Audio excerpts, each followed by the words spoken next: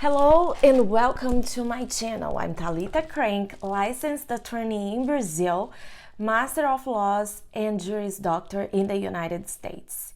In this channel, we talk about studying law in the US as an international student.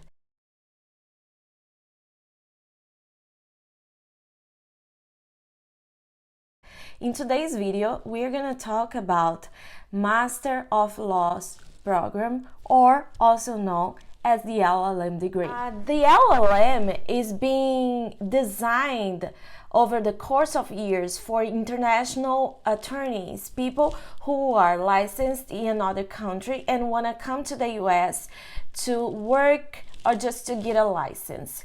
A lot of universities in the United States already offer the program and is being developing more and more strategies to look to find and to bring international attorneys to the US. This is also an option that some bar associations in some states in the United States give to foreign people to get a license in the United States without necessarily having to go to the JD program. So I went to Indiana University because I was living in Indianapolis, and this is the only law school that we had in the city. But it was a great experience because my university, since it's in the capital and it is in downtown, offers a lot of internship and practical experience for international people. So I could be in walking distance from the state capital, from the attorney general, from major law firms in my state, and this was great. So my first advice is check the cost of living in the area. Even though you can get scholarships from some universities, the administrative fees, books, and health insurance, apartment, food, and other expenses, you will have to cover by yourself. So you need to consider that too. Check the opportunities you would have for internships, for exposing yourself to the job market, especially if your goal is to take the bar exam somewhere else.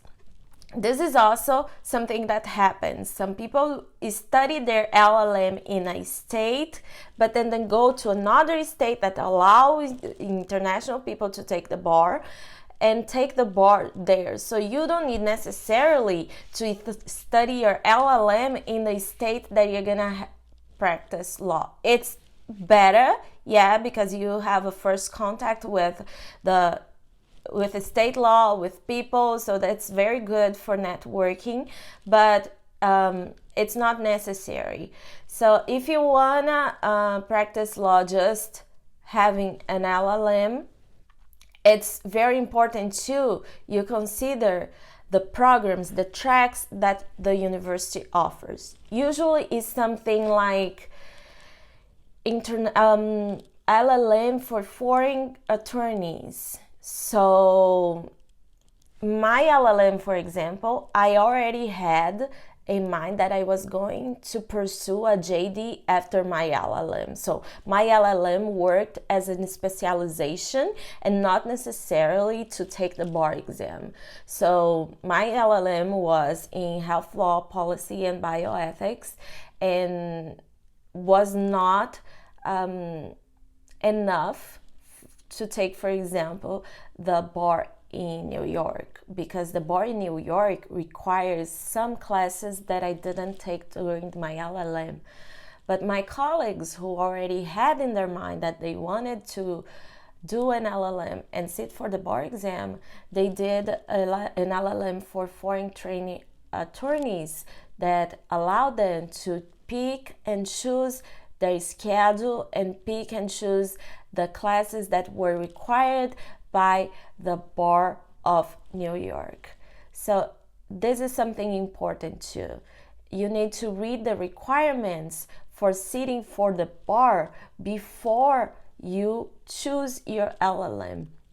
because some classes will be required, and if you don't take it, you are not allowed to sit for the bar exam even though you have an LLM degree. So keep that on your mind.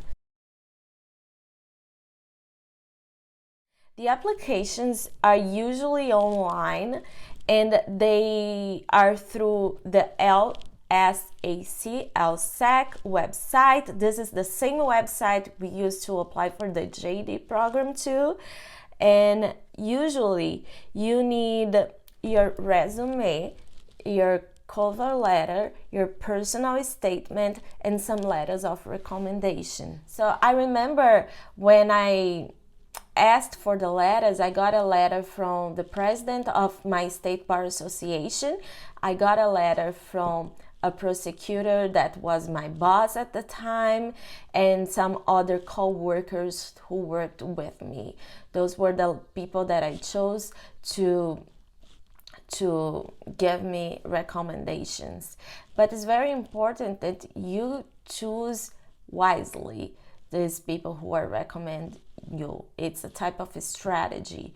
In my letter of my personal statement, I talked a little bit about myself, my background, why I wanted that degree, why I wanted that university, and what I would do with that degree in my life.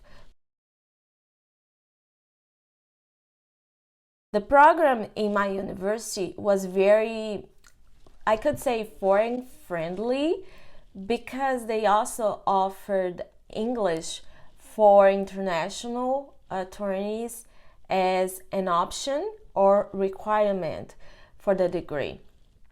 Also, we had some classes that were mandatory for getting the degree, such as research for LLM students, writing for LLM students, introduction to American legal system.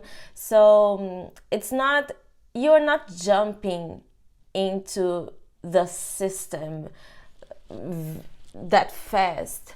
The universities now, they offer things for you to jump into slowly. So first, I would recommend to take the required classes first, because you will eliminate the requirements, and second, that you will have a first contact with the US law in a very more friendly way. So you have time to understand the culture, you have time to understand the program, and you have time to understand the laws and the system, especially if you come from a civil law country. That can be a little challenging, understanding the common law system. But some universities, they offer credits, transfer credits, and for LLMs who want to apply for the JD program. That's what happened to me. So when I got to my university and I studied the options I had to be an attorney licensed in the US, they offered me the option of taking an LLM and then transfer my credits into the JD program. So I did that because it would be a little bit more expensive and would take me more time to complete both degrees, but at the end I would have a very good discount in both degrees, and I would leave the university with 2 degrees instead of 1. So I took my LLM in 1.5 years because I did it part-time. And this is something to consider too. If you are an international student coming with a visa, a student visa, sometimes you have a minimum requirement to follow with the immigration. I didn't come as a student, so I didn't have any requirement with the US immigration to follow. So I was designing my course the way I wanted. So it took me 1.5 years because I wanted to do it part-time. I was brand new in the country. I was learning something. I was not 100% confident with my language skills, so I prefer to take it slowly. Then I applied to the JD program, and my university, gave me the option to transfer some of my LLM credits to my JD program. Also, I had opportunity to transfer some credits from Brazil, from my Bachelor of Laws, as elective courses for my JD. So it saved me, I think, around at least $15,000 in the long run. As if you are international students, I also advise you to apply for scholarships, because the US universities are wanting diversity all the time, and most of them will give a scholarship for international students. So even if you don't get it, it's worth to try.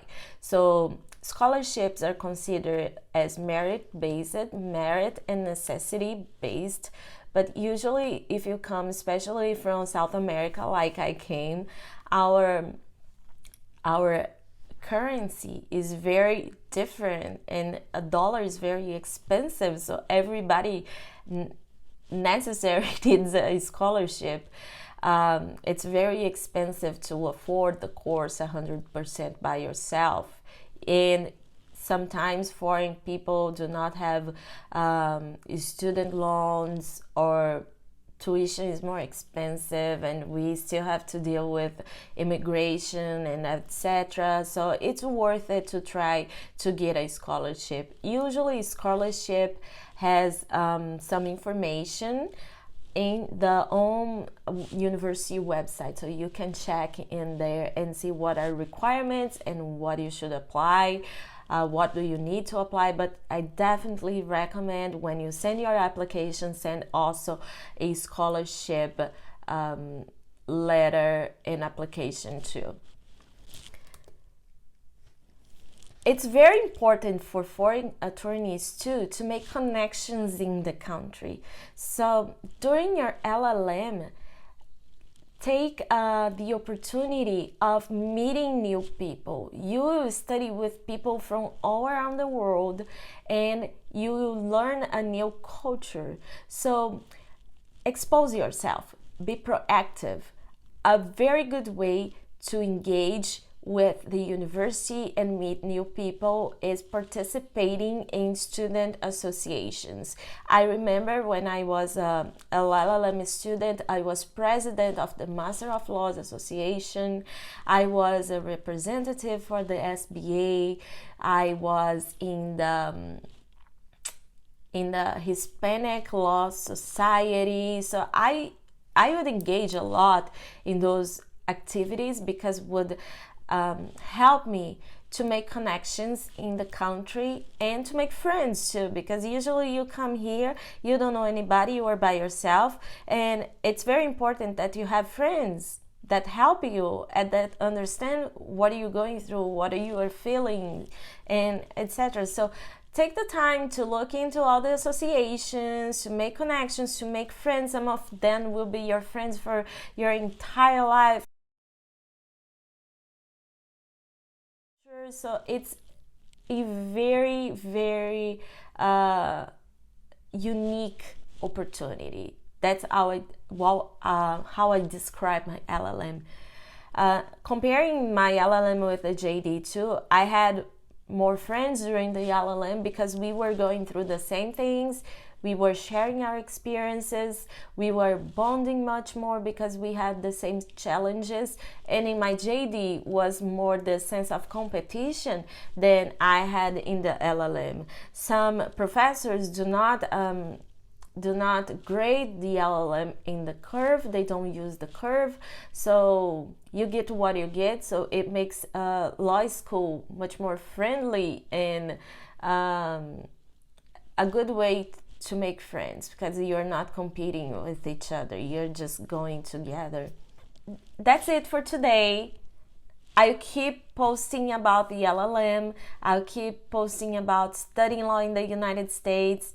And if you want to know more about the United States, studying law in the United States, just follow me, keep watching. I am on Instagram too, Talitha Crank. I have a blog, talitacrank.com. So See you next time. Bye bye.